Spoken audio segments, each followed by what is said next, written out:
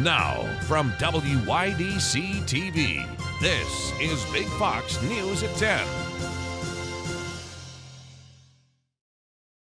Vaccine sites across New York are shutting down and appointments rescheduled because the state is running out of supply.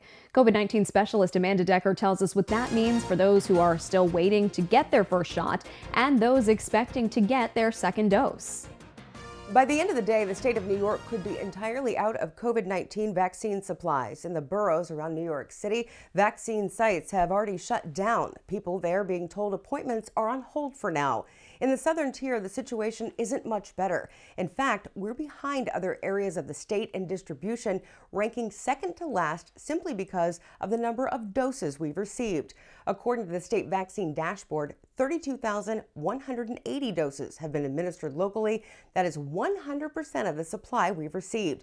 Chemung County is out of shots, which is why no one here is able to set up an appointment with the health department right now. And at Arnett Health, a similar situation, a notice posted on the hospital's website saying they will begin offering first doses again for eligible people in phases 1A and 1B, but that won't happen until another shipment arrives in the southern tier. In total, 1,084,531 doses have been administered in New York. That's 91% of the state's entire supply. So what's causing the delay? Right now, there are no more vaccines to send to states. Pfizer and Moderna are both operating at full capacity and collectively only releasing between 12 and 18 million doses each week, which means it could be months before the supply chain catches up. Now, thousands of appointments were canceled across New York this week because of the backup in supply, so your best bet right now is to just get on a waiting list. Reporting for Big Fox News, I'm COVID-19 specialist Amanda Decker. With questions about New York's vaccine supply up in the air, at least one new site is opening up in our area. Guthrie Hospital opening up a vaccine site just a few miles south in Pennsylvania. Big Fox News' Matt Kleindienst spoke with Guthrie officials about the facility and joins us from Corning.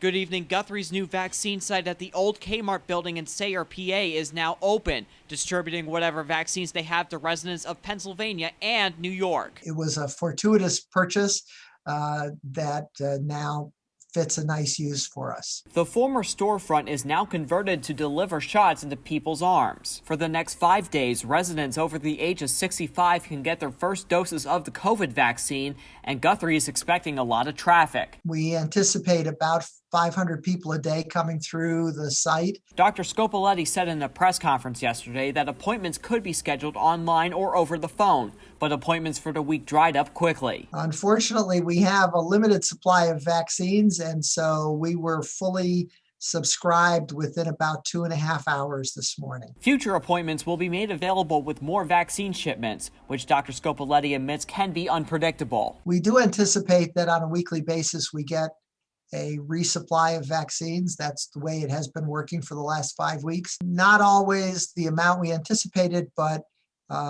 it is significant. Scopoletti says Guthrie will work to get people vaccinated quickly and asks for residents to be patient as the process moves forward. There's going to be fits and starts, but our goal and the design of the program is to use up all of the vaccine that we have as quickly as possible and therefore get as many patients vaccinated as quickly as we can. Matt Kleindienst, Big Fox, WYDC in Corning.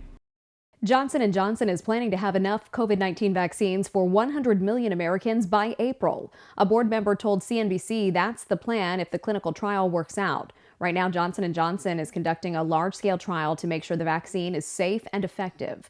Dr. Anthony Fauci says the company is close to seeking an emergency use authorization from the Food and Drug Administration. Now, unlike the Pfizer and Moderna vaccines that are already available, Johnson & Johnson's vaccine is a single shot and doesn't need to be stored as cold. There's apparently a lot of uncertainty about the COVID-19 vaccine. The Kaiser Family Foundation reports roughly 60% of Americans aren't sure where or when they can get a shot. Researchers say the respondents felt frustrated, confused, and angry about the situation. This comes as the Biden administration hopes to have 100 million vaccine shots given within the president's first 100 days. These findings are based on more than 1,500 people interviewed between January 11th and the 18th. President Biden came into office facing multiple crises. Thursday, on his first full day in office, Biden focused on the health crisis and the coronavirus pandemic, signing numerous executive actions. More executive actions are coming from the president on Friday, this time focusing on the economic crisis facing the country. Jeremy Diamond reports. After unveiling a national strategy to combat the pandemic, today President Biden turning to the economic crisis it has wrought. Biden will sign 2 more executive orders today, one to help people who are unemployed or struggling to buy food, the second to protect federal workers and contractors.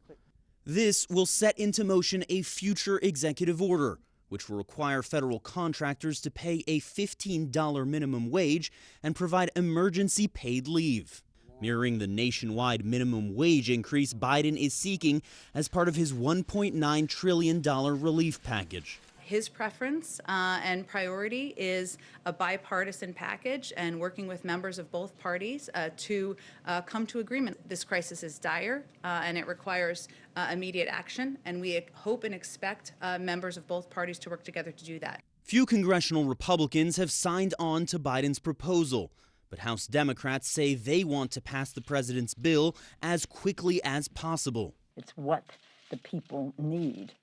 What the country needs to crush the virus, put money in the pockets of the American people, and honor our heroes. Biden used his first full day in office Thursday to unveil a national strategy to get the pandemic under control. We didn't get into this mess overnight. It's going to take months for us to turn things around. But let me be equally clear. We will get through this. Releasing a nearly 200-page plan and signing 10 executive actions, among them using the Defense Production Act to increase supplies for vaccines and testing, ramp up production of PPE, and extending mask requirements for interstate travel on buses, planes, and trains. Our national plan launches a full-scale wartime effort to address the supply shortages by ramping up production and protective equipment, syringes, needles, you name it. And when I say wartime, people kind of look at me like wartime. Well, as I said last night, 400,000 Americans have died. And when pressed about whether his goal of 100 million shots in his first 100 days was enough, Biden giving this answer. Come on, give me a break, man. That's a good start, 100 million. Dr. Anthony Fauci noting the United States is in a very serious situation, but also hopeful the new administration will help regain the public's trust. The idea that you can get up here and talk about what you know, what the evidence, what the science is, and know that's it. Let the science speak. It is somewhat of a liberating feeling. Capitol Police investigating after a congressman allegedly attempted to bring a gun onto the House floor. A Capitol official says GOP Representative Andy Harris of Maryland set off a metal detector outside the House floor on Thursday. It was because he was carrying a concealed weapon. Harris was sent away and reportedly asked fellow Republican Representative John Katko to hold his weapon. But Katko refused, saying he didn't have a license. Moments later, Harris returned and went through the metal detector with no issue. The Capitol official confirmed Harris did not enter the House floor with a weapon. National Guard troops were let back into the U.S. Capitol complex after being banished to a parking garage for their rest area on Thursday. Lawmakers expressed outrage over the treatment of the troops after they were told they could no longer use the complex. After the shift to the garage at the Thurgood Marshall Judicial Center, pictures showed guardsmen sitting or lying down in areas cordoned off with caution tape. Some appeared to be sleeping against concrete pillars in the garage, just a few feet from parked cars. A guardsman said there was one electrical outlet and one bathroom with 2 stalls for 5,000 troops. The Buffalo Bills are just one win away from returning to the Super Bowl. They take on the Kansas City Chiefs this Sunday at the AFC Championship game. It is the deepest playoff run the Bills had since 1994, and local fans remain optimistic they can continue their playoff dominance. We got a great quarterback. We got a whole great team, great coaching, and Kansas City is going to be tough. And we got some key injuries right now, but we got a chance. We got a chance. The Bills actually defeated the Chiefs in their last AFC title appearance. The game kicks off Sunday afternoon at 6:30. The National Football League is going to allow 22,000 fans to attend the Super Bowl next month. That includes 7,500 vaccinated healthcare workers who will get free tickets. The NFL said it made the capacity decision after discussions with public health officials, including the CDC, the Florida Department of Health, and area hospitals and healthcare systems. The NFL said its comprehensive plan will let the league host fans at the Super Bowl in a safe and responsible way during the pandemic. Super Bowl 55 takes place at Raymond James Stadium in Tampa, Florida on Sunday, February 7th. Still ahead tonight, an Iowa mom urging people to take COVID-19 seriously after her 11-year-old son had a life-threatening complication. It was the scariest thing I've ever been through. The scary complications her son had to face even after recovering from the deadly virus. Here's your local stock market update from Big Fox.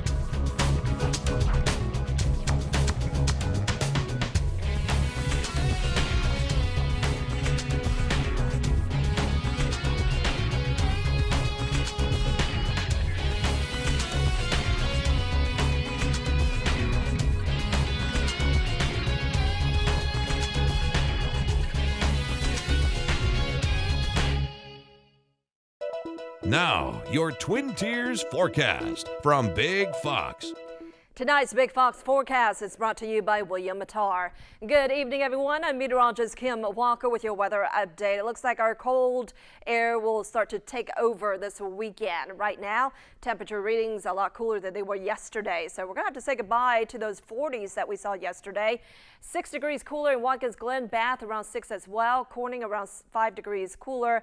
Elmira around 2 degrees cooler. In Towanda, for you, it was about 3 degrees cooler. So we do have a little system coming through. Chances of snow will continue into the early part of your Saturday. After that, bitterly cold air will start to take over. In fact, it looks like for the next 7 days, temperatures will remain below freezing. In fact, it's going to be well below our average high of 33 degrees. So take a look at these temperatures for tomorrow. If you are planning to work outside tomorrow, or if you are taking your dog for a walk, you are going to have to bundle up because temperature readings will start off in the low 20s early in the morning hours. But take a look at this. This is what it's going to feel like, even with that little breeze in the single digits. That's our wind chill, or what it feels like to our skin. And throughout the day with blustery conditions, temperatures really won't climb up all that much, and we're not going to see a lot of sunshine, so our highs will remain in the 20s throughout the day. Not much of a change from 6 o'clock through 8 o'clock in the evening. Again, we do have the possibility of snow early in the day and a little bit drier conditions by the end of your Saturday. And then we have another bout of snow heading into early next week as another system comes through from the west, and it just goes right through our area. And it looks like we could pick up anywhere between 3 to 6 inches of snow across our viewing area. So get ready for more shoveling as we head into early next week. So let's take a look at our future radar for the next couple of days. It looks like for tonight, just a few flurries or just isolated snow showers, and around 7 o'clock in the morning, maybe just a few more snow showers to start off our day from Penyan to about Ithaca. But it looks like we're going to stay dry in Corning and also in Elmira. But then throughout the day on Saturday, it looks like things will really start to dry out. A little bit of snow activity to our west in the evening hours on Saturday, but overall in our viewing area, not a lot going on. Moving into Sunday evening, it looks like snow showers will return from the south, and so it looks like Corning and Elmira getting in on the action by late in the day on Sunday, and then more chances of snow from Monday and Tuesday. Tonight, bitterly cold air dropping down to 16 degrees in Perkinsville, 17 in Corning, 20 degrees is what we're going to start off in Elmira. Highs mainly in the low 20s, only around 18 degrees though in Perkinsville. Not a big change as we head toward the end of the weekend with highs around 27 degrees. Another round of rain, or I should say snow, on Monday and Tuesday, but we're going to be in the deep freeze through the latter part of next week. An Iowa mom wants others to take coronavirus seriously after her son winds up in the hospital with a rare but life-threatening disease. Chris Goffner has the story. It was the scariest thing I've ever been through. 11-year-old Jackson Green is back home in Creston, but a little more than a month ago, he was in the hospital And it all began with a seemingly mild case of COVID-19 on November 2nd. He was sick for a couple days with fever and headaches and body aches. After recovering and heading back to school, Jackson's mom, Heather, thought the worst was over. But on the 20th, before he went to bed, he told his dad he wasn't feeling very good and he had a low-grade fever. And that morning at 2:30 in the morning, he woke up grabbing his chest, telling his dad it hurt and he couldn't breathe, and he got a bloody nose that Jackson described it as just gushing down his shirt, and he passed out. Jackson was taken to the hospital in Clarinda and then sent to Children's Hospital and Medical Center in Omaha. I passed out in the ride. It was describing it. It was like pathway to death. I don't know. It felt weird. It was kind of my worst nightmare. He landed in the cardiac ICU with myocarditis, inflammation of the heart muscle. They told me that he was in the beginning stages of heart failure. He was beginning to retain fluid, having a high fever.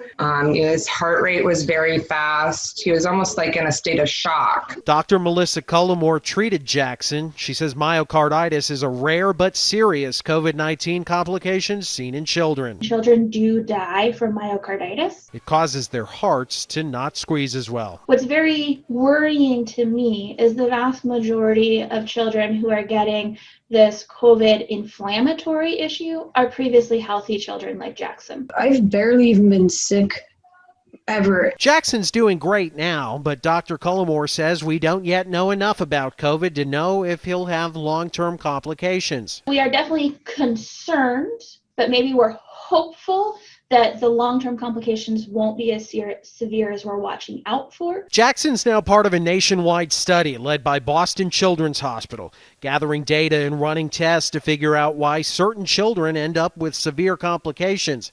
Heather Green says Jackson's ordeal has dramatically changed her outlook on COVID-19. Before this happened to us, I truly thought it was more of a hoax. Now she says Iowans need to do their part. Wear your masks when you're out and about and properly, and to maintain your social distancing.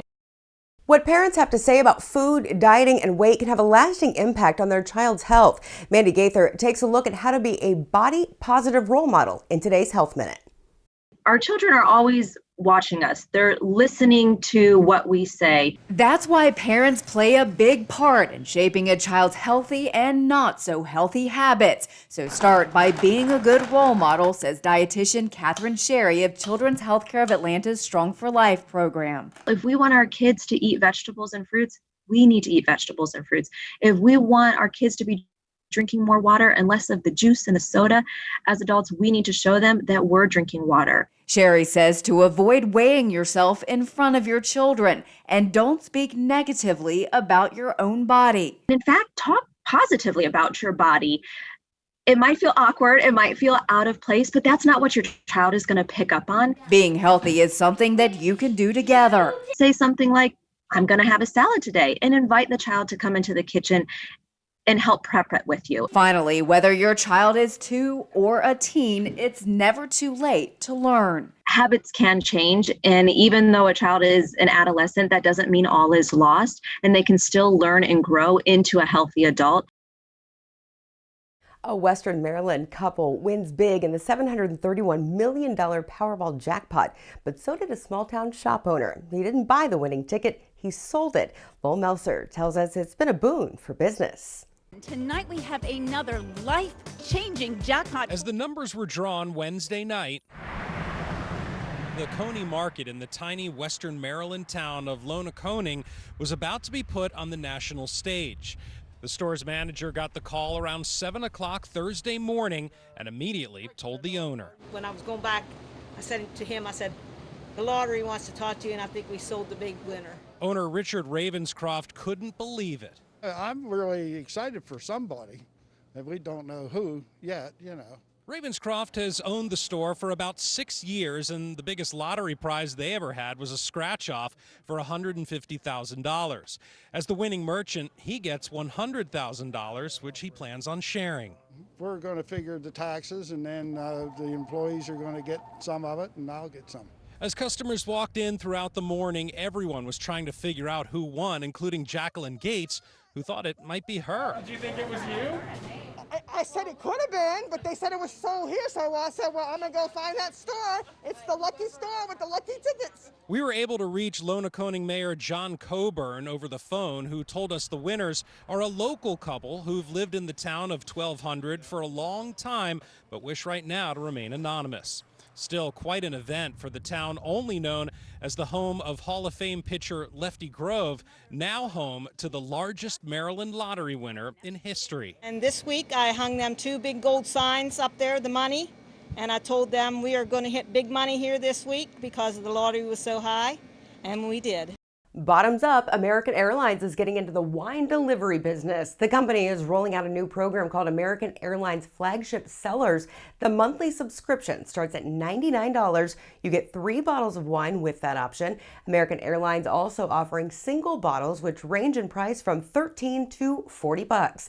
Airlines still are not offering the amount of flights they did pre-pandemic, though. Alcohol is banned in many cabins to help thwart the spread of COVID-19. That means there's a lot of leftover booze that American Airlines is looking to cash in on. A cutting-edge remote work setup is letting one doctor treat thousands of patients from home. Jeremy Roth has today's Take a Look at This. A Missouri doctor is handling a full slate of hospitalized COVID patients nationwide, and he's doing it all from his living room. Dr. Stephen Brown is an attending physician with Mercy Hospital's Virtual Care Center. The St. Louis doc has a cutting-edge setup in his living room that allows him to treat patients across the country remotely. I'm able to access patient medical records, including their laboratory tests and the notes by the doctors and nurses. He's in constant communication with medical workers on site and has full video camera capabilities and real-time vitals for those in his care. He treats about 100 patients a night and has treated over 1,000 remotely since the pandemic began. But through it all, Brown insists he's not the hero in this fight. To the people who are staying home, who are doing the best they can to wear their masks and to distance. Those are the people who are really the heroes that are going to bring this pandemic to an end. For a healthy lifestyle, everybody needs their beauty rest. That includes bees. And apparently, they're not getting enough of it. At least that's the buzz from 2 new studies. Not a fan of bee puns? Well, then this one's gonna sting, honey. You see, it is funny because I said honey. Hey, that rhymes! Okay, back to the story. The studies found a commonly used pesticide is disrupting the sleep of foraging bumblebees. The chemicals affect their body clock, making them sleep more and forage less during the day. Because a majority of crops and wild plants rely on pollinators like bees to reproduce, the issue is causing a trickle-down effect, potentially impacting other plants and insects. Researchers hope the studies will shed even more light on the effects of pesticides on insects. For Take a Look at This, I'm Jeremy Roth. We want to leave you with a smile tonight. The pandemic has been pretty tough overall for nursing home residents, and some high school students in Minnesota did a little something to help raise the spirits of some of those people. They built snowmen and snow sculptures right outside their windows. With COVID and everything, I feel like it can get kind of lonely, especially with not a lot of visitors and stuff. So maybe it's just a little something to brighten their day. They can look at it when they feel sad or lonely or just need something to look out the window. More than a dozen National Honor Society students took part in the volunteer effort. Thanks so much for joining us. Have a great night.